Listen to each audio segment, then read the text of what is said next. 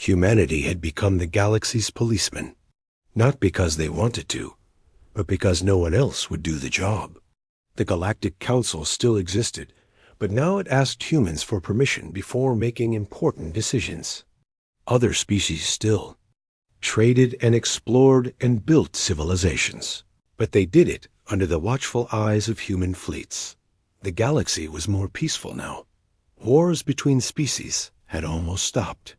Genocide was unthinkable, because everyone knew what humans would do to anyone who tried it, but it was the peace of the graveyard, the peace that came from fear of punishment, not from genuine friendship or understanding. Admiral Kate Sullivan stood on the bridge of her flagship, now patrolling the outer rim of the galaxy.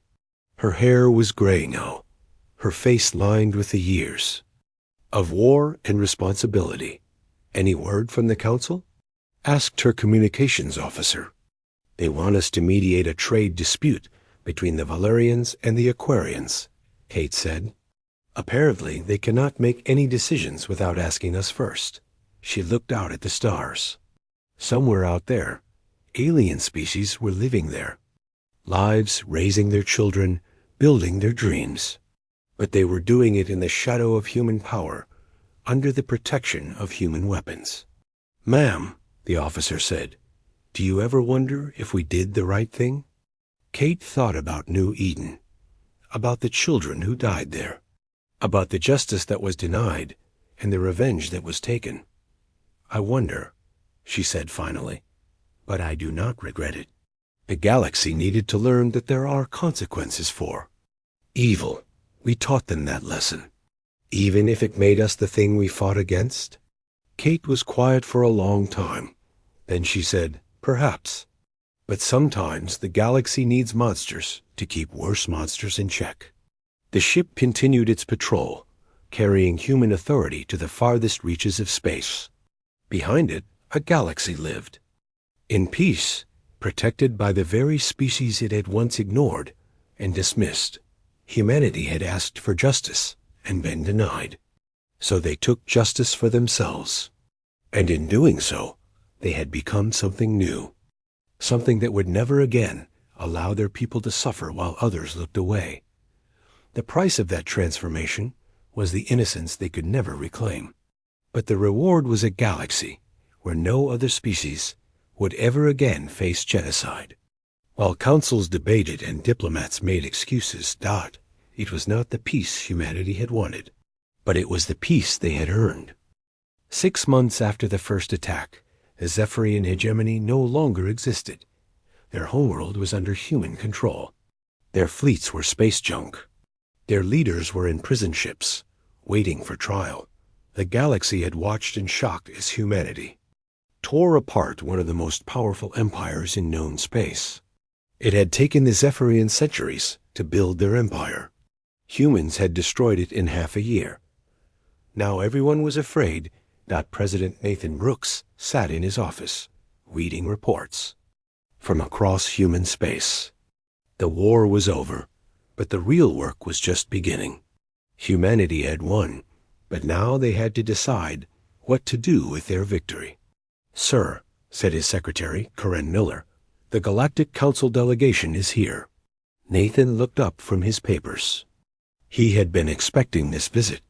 The same council that had refused to help after New Eden was now desperate to talk to him. "Send them in," Nathan said. The delegation walked into his office like they were going to their own execution. Speaker Veltar led them, his blue skin pale with worry. Behind him came ambassadors from a dozen different species. All of them looked scared. Nathan did not stand up to greet them. He did not offer them chairs. He just looked at them and waited. "President Brooks," Veltar began, "the Council is deeply concerned about recent events. The destruction of the Zephyrian hegemony has upset the balance of power in the galaxy." "Has it?" Nathan asked. His voice was calm, but everyone in the room could feel the danger in it. "Yes," said the Valerian ambassador, his green skin shaking. "The Zephyrians were a stabilizing force. Without them, there could be chaos." Nathan almost laughed. Stabilizing force? Is that what you call genocide? The Aquarian ambassador spoke up, her voice bubbling with nervousness. President Brooks, we understand your anger about New Eden, but surely revenge has limits. The Zephyrian. People are suffering. Are they? Nathan asked. How many Zephyrian children have died? How many hospitals have we bombed? How many schools? The aliens looked at each other. They all knew the answer. 0. Humans had targeted only military and government installations. They had been more careful about civilian lives than the Zephyrians had ever been. That is not the point, Veltar said. You have destroyed an entire civilization. You have upset the natural order of things. Nathan stood up slowly. When he did, all the aliens took a step back. Natural order? Nathan's voice was getting louder. You mean the order where strong species kill weak ones and face no consequences? Where councils full of cowards watch genocide happen and do nothing? President Brooks, please, Veltar said. The council made the best decision it could at the time. We had to consider many factors. You had to consider one factor, Nathan. Side, justice. You failed. The Christian ambassador, made of living rock, spoke in his deep voice. What do you want from us, human? What will it take for you to stop this madness? Nathan walked to his window. Outside, he could see the lights of Earth's capital city. Peaceful. Lights hiding the anger that burned in every human heart.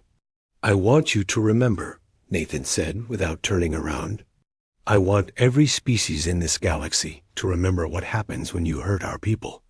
We remember, Veltar said quickly. Everyone remembers.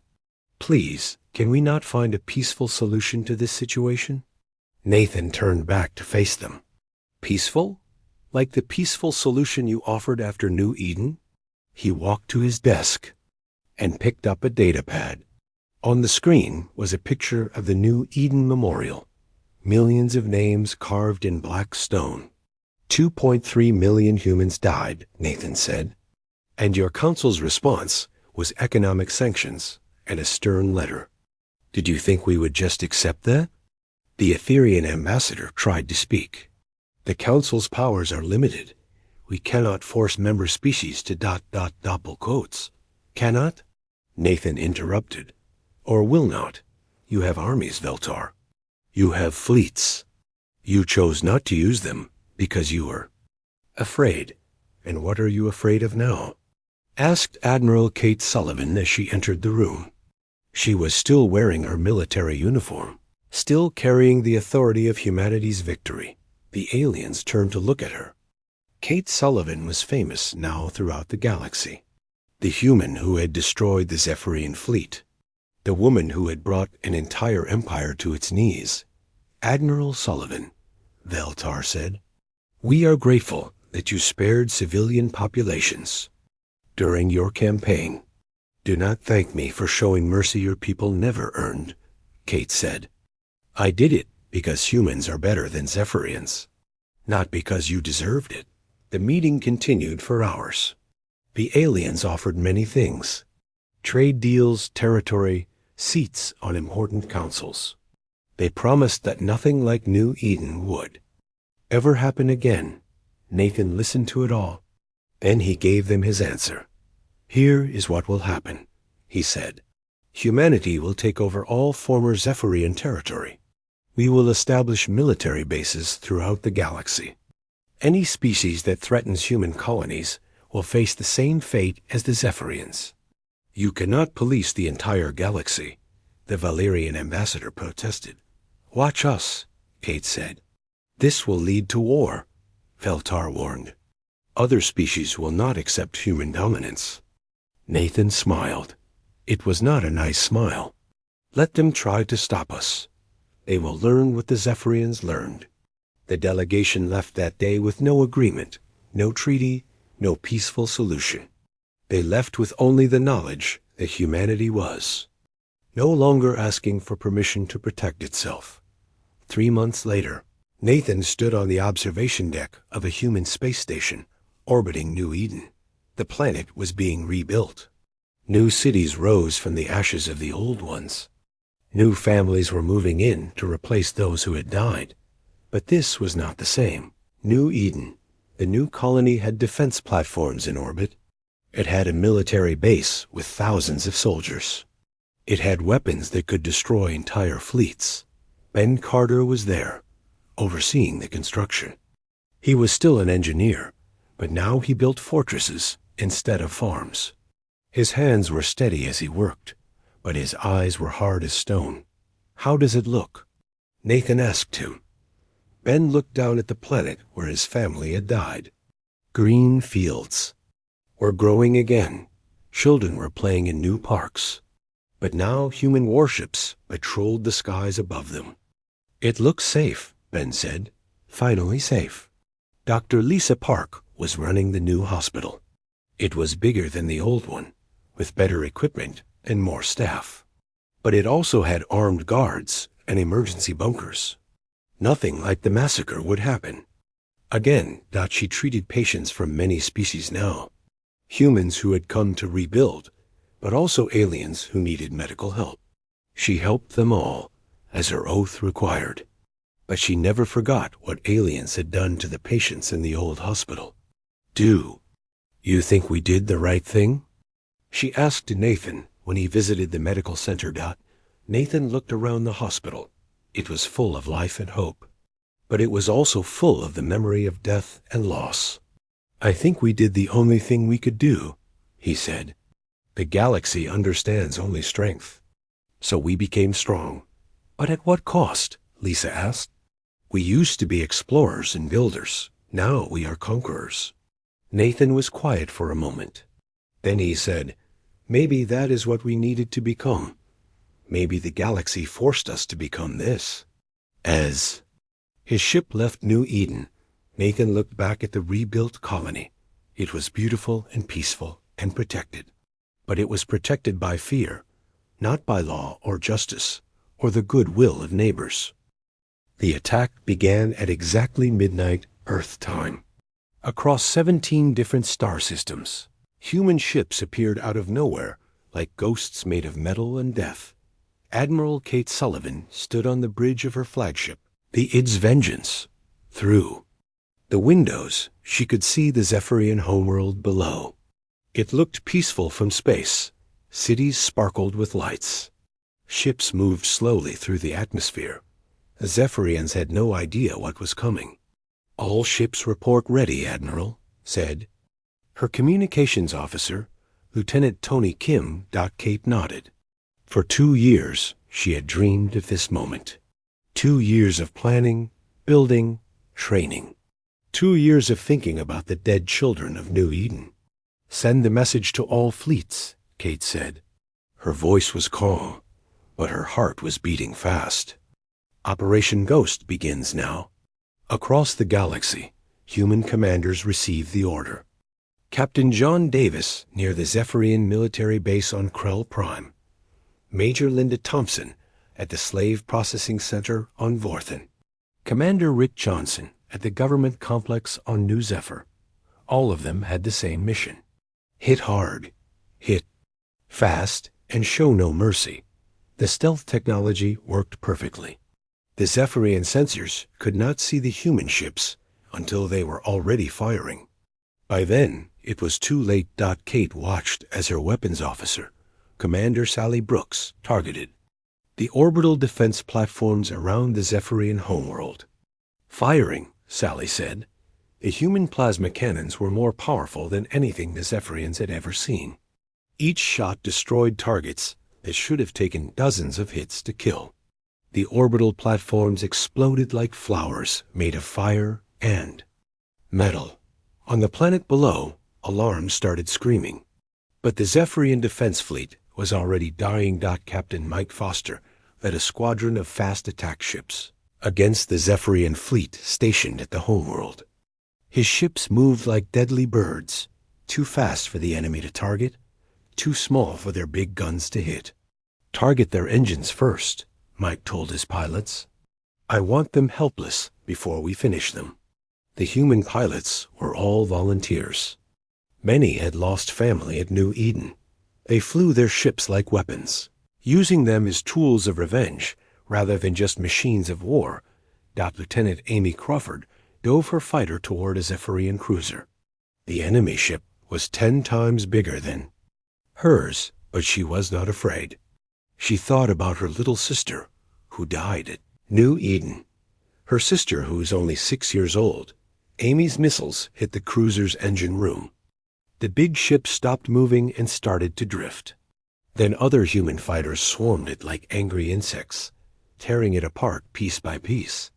"This is for New Eden," Amy whispered as she fired again. On the other side of the galaxy, Lieutenant Commander Steve Morgan was leading his soldiers in an attack on a Zephyrian space station. The station was huge, with thousands of enemy soldiers inside, but Steve's troops were not ordinary soldiers. They were humans who had nothing left to lose. The boarding. Pods hit the station's hull like hammers.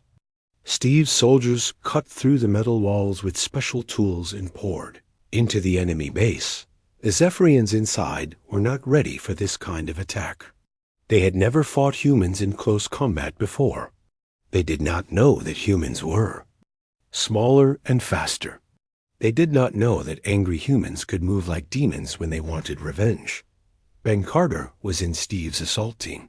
He carried a plasma rifle and wore armor covered in pictures of his dead children.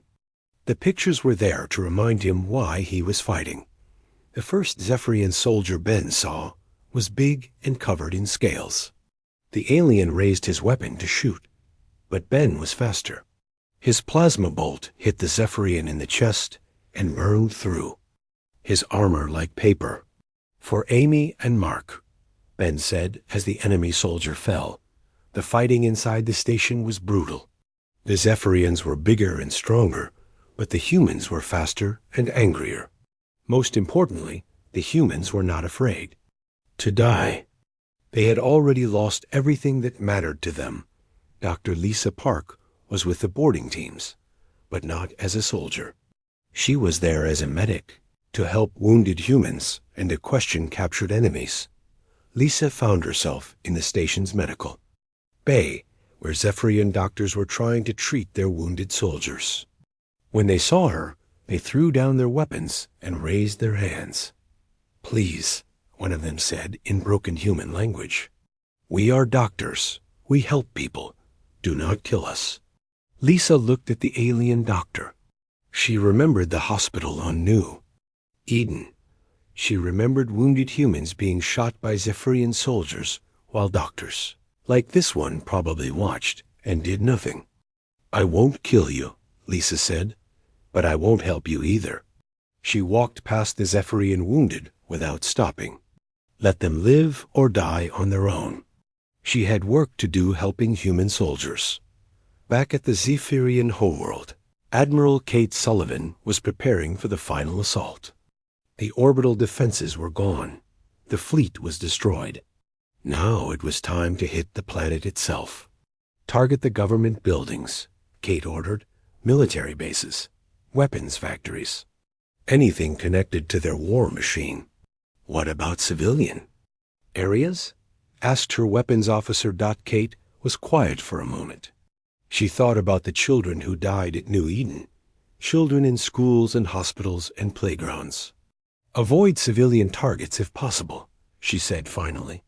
"But if military targets are near civilian areas, hit them anyway." The Zephyrians didn't worry about our civilians.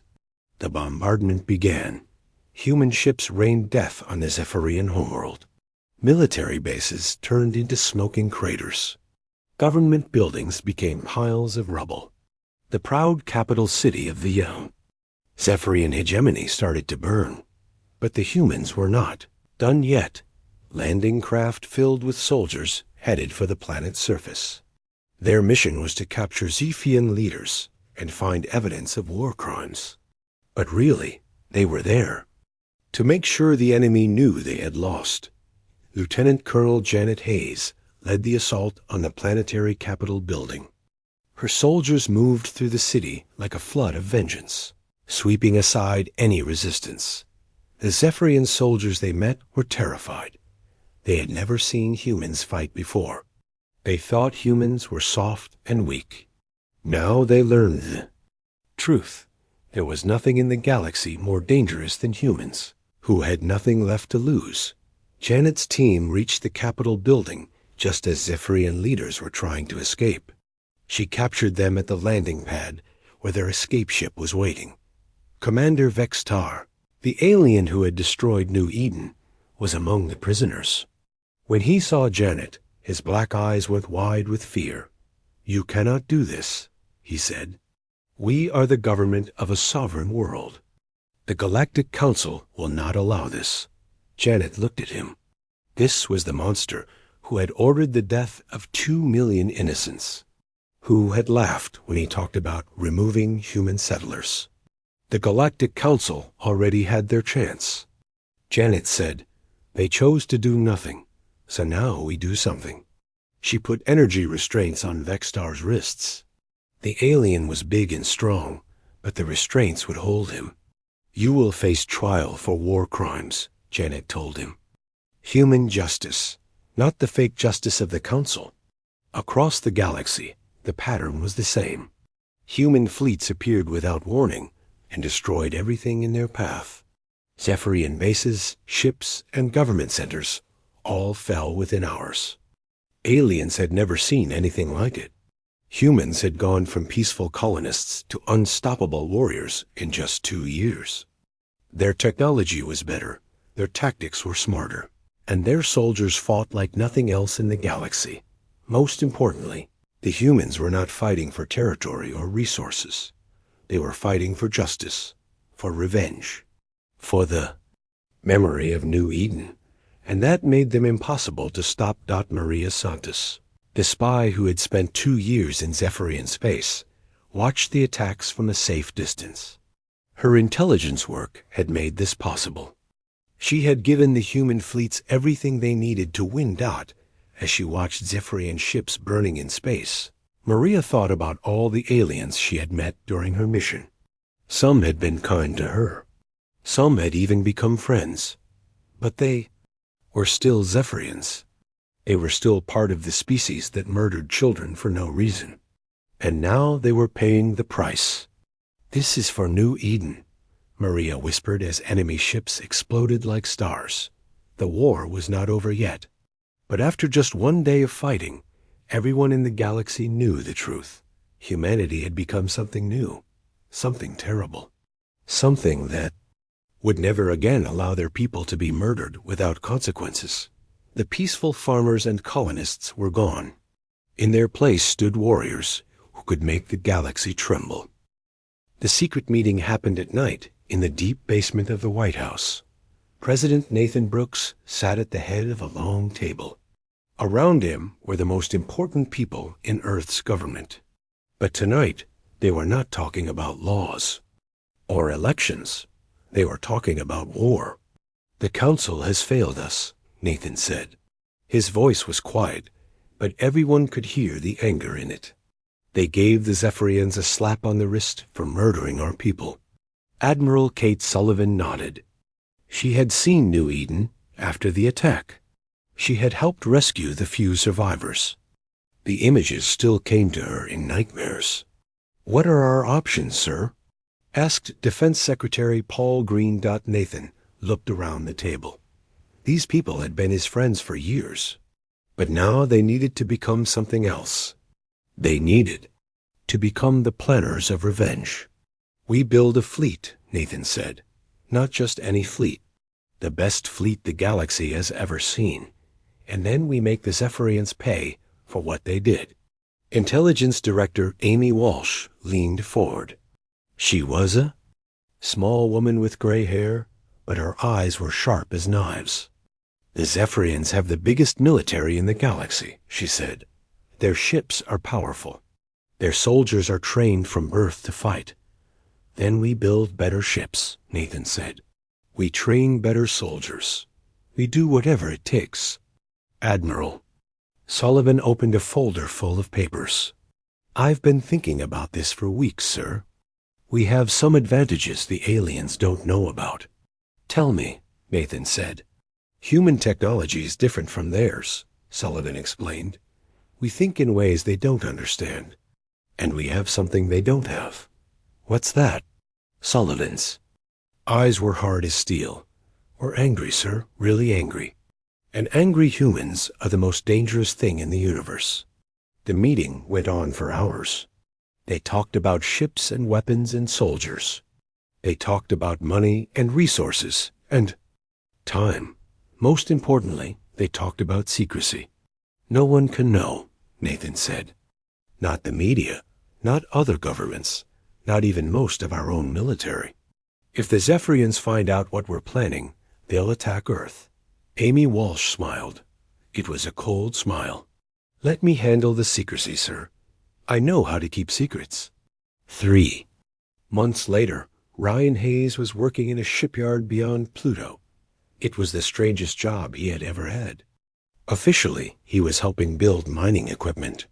But the mining ships he was building had armor thicker than most warships. They had engines more powerful than anything in the Earth Navy. Ryan had lost his brother in the New Eden attack. His brother Tony had been a teacher there. He loved children and always made them laugh. Now Tony was dead, killed by aliens who thought human lives meant nothing. How are the new stealth systems working? Asked Dr. Carol White. She was the head of the weapons team. Ryan looked at his computer screen. The test results were amazing, better than we hoped. The Zephyrian sensors won't see these ships coming until it's too late. Carol smiled. She had lost her daughter at New Eden. Her daughter was only 8 years old. Good, Carol said. I want those monsters to be surprised. I want them to die surprised. The shipyard was huge, built inside an old asteroid. Hundreds of people worked there, but they all had the same story. They had all lost someone at New Eden. A brother, a sister, a parent, a child. The Zephyrians had taken someone they loved, and now they wanted that someone back. Since they could not have them back, they would settle for revenge. The ships they were building were like nothing the galaxy had ever seen. They were fast and strong and completely invisible to alien sensors. But most importantly, they were built by people who hated their enemy more than they feared death. Lieutenant Commander Steve Morgan was training soldiers on a secret base on Mars. These were not ordinary soldiers. They were volunteers, all survivors of New Eden. They had watched their families die. They had run from their burning homes. Now they wanted to fight back. Remember, Steve told his trainees, the Zephyrians are bigger than us. They're stronger than us, but they've never fought humans before. They don't know what we can do when we're really angry. The training was hard, harder than anything the Earth military had ever done before. The soldiers learned to fight in zero gravity, in poison, air, in the dark. They learned to use every weapon humans had ever made, and some weapons that were made just for this war. Ben Carter was one of Steve's best students. Ben had been an engineer on New Eden. He had watched his wife and 2 children die in the bombing. Now he was learning to be a killer.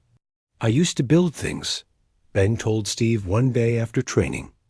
I liked making things that helped people. Now all I want to do is destroy things. Steve nodded. He understood. After we win this war, you can go back to building things. But right now, we need destroyers. Ben looked at his hands. They were covered in scars from training. What if we become monsters too? What if revenge changes us into something as bad as them? Steve was quiet for a moment. Then he said, maybe it will. But that's a price I'm willing to pay. Are you? Ben thought about his children. Little Amy, who loved to draw pictures. Little Mark, who always asked questions about everything. They were buried on New Eden now, under tons of rubble and ash. Yes, Ben said, I'm willing to pay that price. Meanwhile, Maria Santos was doing the most dangerous job of all. She was a spy living deep in Zephyrian space. She had changed her appearance with surgery to look like a Valyrian trader. She spoke their language perfectly and knew their customs. Maria's job was to learn everything about Zephyrian military bases, ship, movements, and defense systems.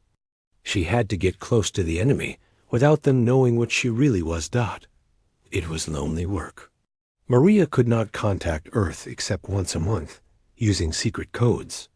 She had to pretend to be friendly with the same species that had murdered her. People. Sometimes she wanted to scream. Sometimes she wanted to pull out a gun and start shooting. But Maria was patient. She was professional. And she was very, very good at her job. She learned that the Zephyrians had 17 major military bases. She learned which planets had the most important leaders. She learned where they kept their families, their government centers, their weapons, factories. Most importantly, she learned that they were not expecting an attack. The Zephyrians thought humans were weak and cowardly. They thought the pathetic response from the Galactic Council proved that Earth would never fight back. They were about to learn how wrong they were. Back on Earth, President Nathan Brooks was giving speeches about peace and cooperation. He met with alien ambassadors and talked about trade deals. He acted like New Eden was a sad memory that Earth was trying to forget. But at night, in secret meetings, he was planning the biggest military operation in human history. "How long until we're ready?" he asked Admiral Sullivan. 18 months. "Sir, maybe less." Nathan nodded. 2 years of preparation for a war that would decide humanity's place in the galaxy. 2 years to build the tools of revenge. "The Zephyrians think we've forgotten," Nathan said. "They think we've moved on." Admiral Sullivan's smile was sharp as a blade. "Let them think that, sir. Let them feel safe. It will make the surprise so much sweeter." Outside, Earth looked peaceful. Ships came and went from other worlds. Diplomats held meetings. Trade continued as normal. But in hidden places, in secret bases, in the hearts of angry humans, a storm was building. A storm that would sweep across the galaxy and show every alien species what happened when you hurt humanity's children. The Zephyrians had sown the wind at New Eden. Soon, they would reap the whirlwind. The great meeting hall of the Galactic Council was full of aliens. Beings from 100 different worlds sat in their special chairs, talking in their strange languages. The air smelled like flowers and metal, and things Helen Ross could not. Named Helen was Earth's ambassador to the Council. She had been doing this job for 5 years. She had seen many meetings, solved many problems. But today was different. Today she was here to talk about murder. 3 months had passed since the Zephyrians destroyed New Eden. 3 months since 2 million humans died for no reason. The whole galaxy knew what happened. But knowing and doing something about it were very different things. "The Council will now hear from Earth," said Speaker Valtar. He was an Etherian, one of the oldest species in the galaxy. His skin was blue, and he had 4 arms. His voice was calm and soft, like he was talking about the weather. Helen stood. Up, in her hands, she held a datapad with pictures and videos from New Eden. Pictures that would make anyone with a heart feel sick and angry. "Honored council members," Helen began, "I am here to show you what the Zephyrian hegemony did to innocent humans. I am here to ask for justice." She pressed a button on her datapad. The main screen in the hall lit up. It showed New Eden before. The attack. Green fields, clean cities, children playing in parks. It looked like paradise. This was New Eden Colony, Helen said, home to 2.3 million humans. Farmers, doctors, teachers, children. They hurt no one. They threatened no one. Some of the alien council members looked at the screen. Others looked away.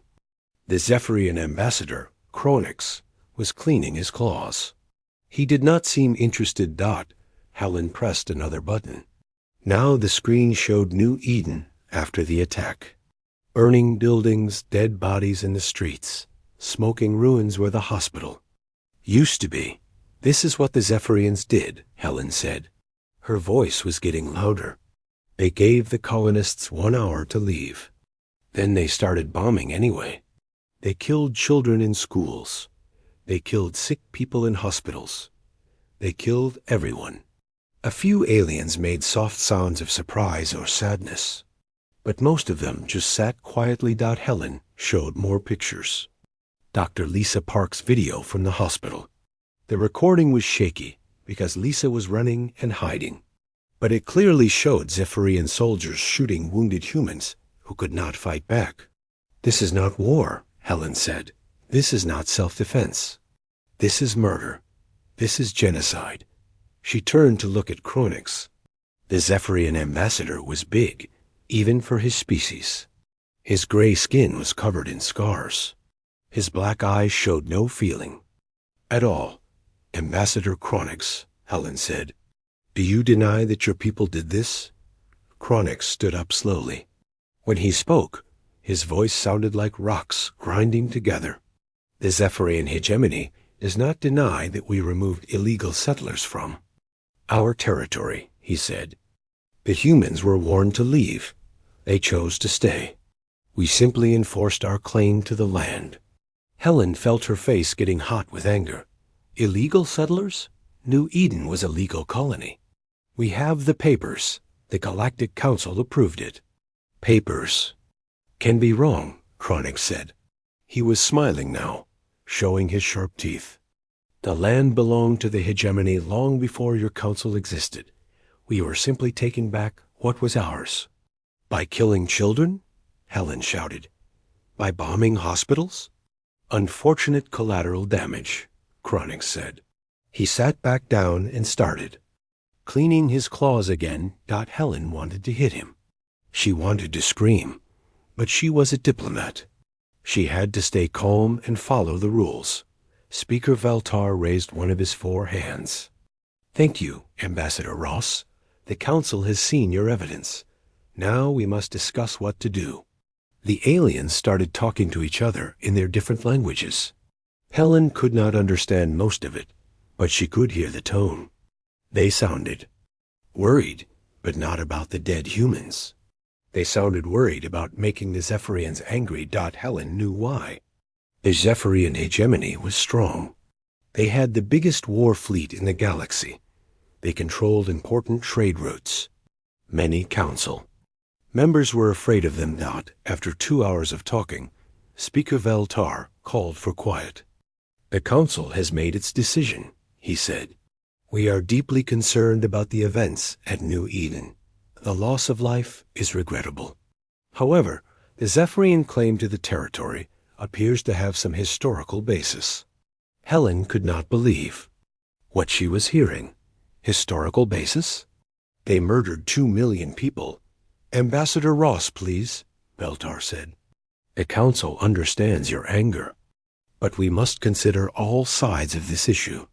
What about justice? Helen asked.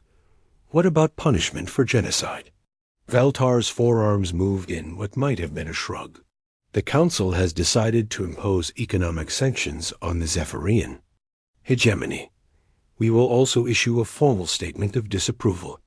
Sanctions? Helen was almost screaming now. A statement? 2 million humans are dead, and you want to write them a letter?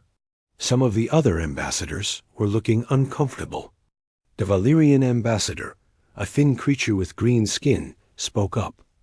Ambassador Ross, we understand your pain, but the Zephyrian fleet is very powerful. If we anger them too much, they might attack other worlds. We must think of the greater good. Helen stared at him. The greater good? What about my people's good? The Aquarian ambassador spoke next. Her voice bubbled like water. Perhaps Earth should consider relocating its colonies to safer areas. There are many empty worlds far from Zephyrian. Space. So we should run away? Helen asked. Hide in corners where the bullies can't find us? Sometimes retreat is wisdom, said the Christian ambassador. His body was made of living rock. Humans are young in the galaxy. Perhaps it is better to avoid conflicts with older, stronger species. Helen looked around the hall.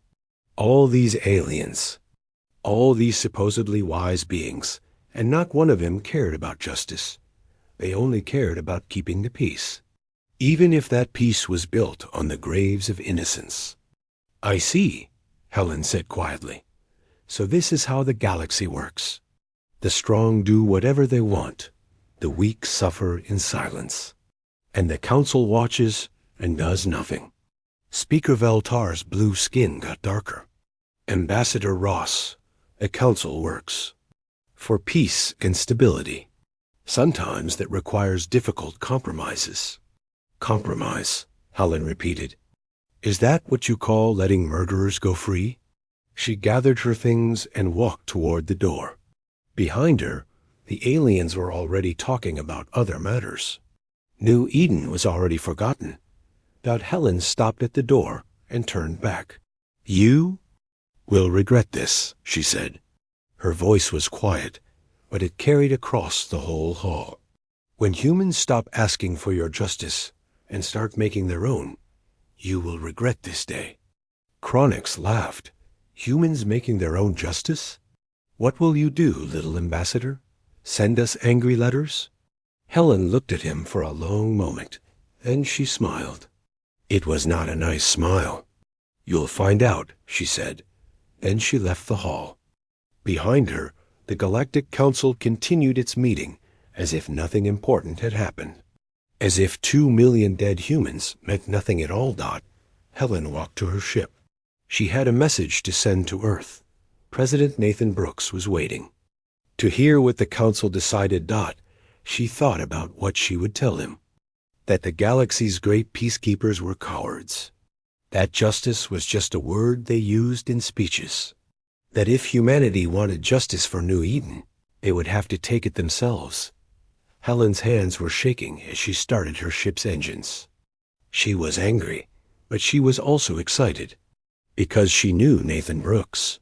She knew the kind of man Earth had chosen as its leader. The council thought this was over. They thought humans would accept their decision and move on. They were very, very wrong. Jake Martinez was drinking his morning coffee when the alarm started screaming. He dropped his cup and ran to the control center of New Eden Colony. The coffee spilled on his desk, but he did not care. Something was very wrong. What is happening? Jake asked his assistant, Mary Collins. Mary's face was white with fear. Ships, sir. Big ones. They just came out of nowhere. Jake looked at the main screen. Dark ships filled the sky above New Eden. They were huge and ugly, covered in sharp metal points. Jake had never seen ships like these before, but he knew what they were. Zephyrian warships. How many people live on New Eden now?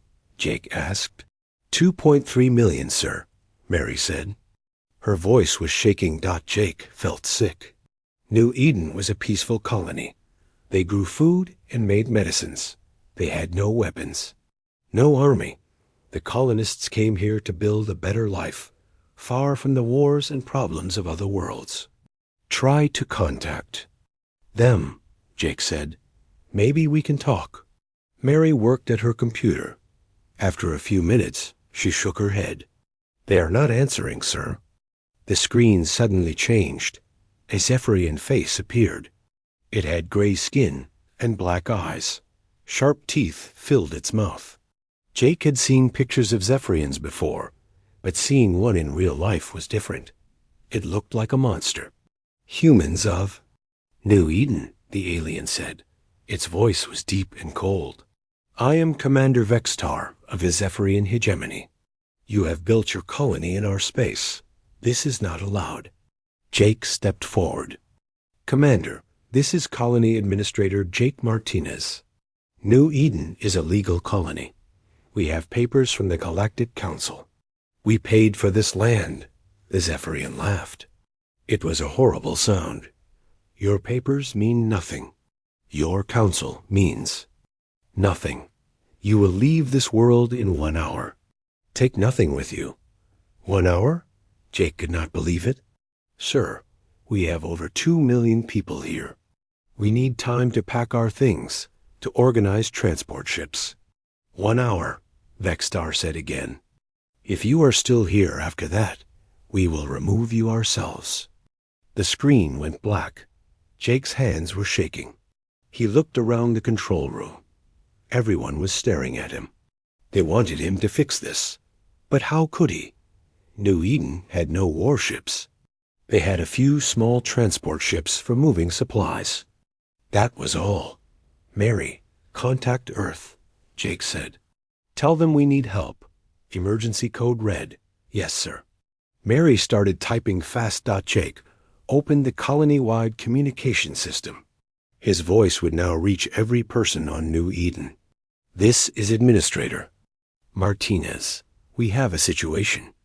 Alien ships are above our colony. They want us to leave. I am working on this problem. Please stay calm and stay in your homes. But Jake was not calm.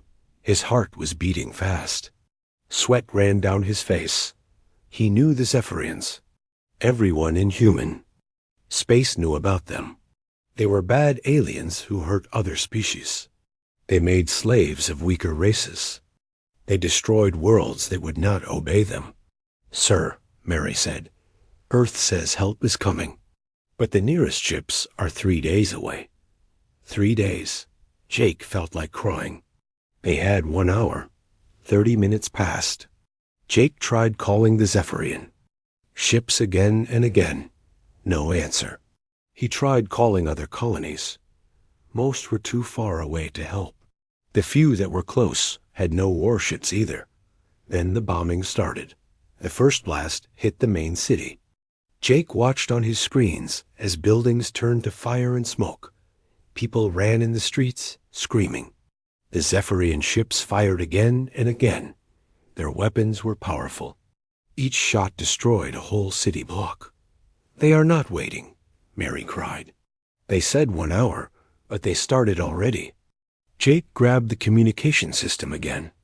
All people of New Eden. The colony is under attack. Run to the emergency shelters. This is not a drill. Run now. But the shelters were not made for war. They were built for storms and accidents. The Zephyrian weapons cut through them like paper. Jake watched his screens as his colony died. The hospital where Dr. Lisa Park worked was hit by 3 bombs. The school where children learned was turned to ash. The farms where families grew food became burning holes in the ground. We have to go, sir, Mary said. The transport pad is still working. We can escape. Jake looked at her. Mary was young, maybe 25 years old. She had come to New Eden to start a new life. Now her new life was ending in fire. Yes, Jake said. Send the evacuation order. All remaining people to the transport pads. But even as he said it, Jake knew most people would not make it. The Zephyrians were bombing everything. The roads were blocked with burning cars and fallen buildings. Many people were trapped. Jake and Mary ran through the colony administration building. The walls shook with each bomb blast. Pictures fell from the walls. The lights went out, then came back on, then went out again. They reached the transport pad. About 50 people were there, waiting. Jake recognized some of them. Bill Harris from the farming department. Nancy White from the schools. Old man Pete Johnson who fixed the machines. Where is everyone else? Nancy asked. She was holding a small child. Jake did not answer. He could not tell her that everyone else was probably dead. A transport ship landed. On the pad. It was small, built for carrying supplies, not people, but it was their only chance. Get on, Jake shouted. Everyone get on now. The people climbed into the ship. It was very crowded. Jake was the last one to get on. As the ship lifted off, he looked down at New Eden through a small window. His colony was dying. Fires burned everywhere. The Zephyrian ships were still bombing, even though most people were already dead. They were destroying everything humans had built. Jake had lived on New Eden for 10 years. He had watched it grow from a small outpost to a great colony. He had seen children born here, seen families build homes, seen farmers turn empty land into green fields. Now it was all gone. The transport ship flew away from New Eden as fast as it could. Behind them, the Zephyrian ships continued their work. They would not stop until every human building was destroyed. Every human person was dead. Jake closed his eyes and tried not to cry. But the tears came anyway. His colony was gone. His people were gone. And he could do nothing to stop it. In space, far above the burning world, more ships were coming. But they were not coming to help. They were Earth Defense Force ships, coming to see what was left. They would find only ashes and graves.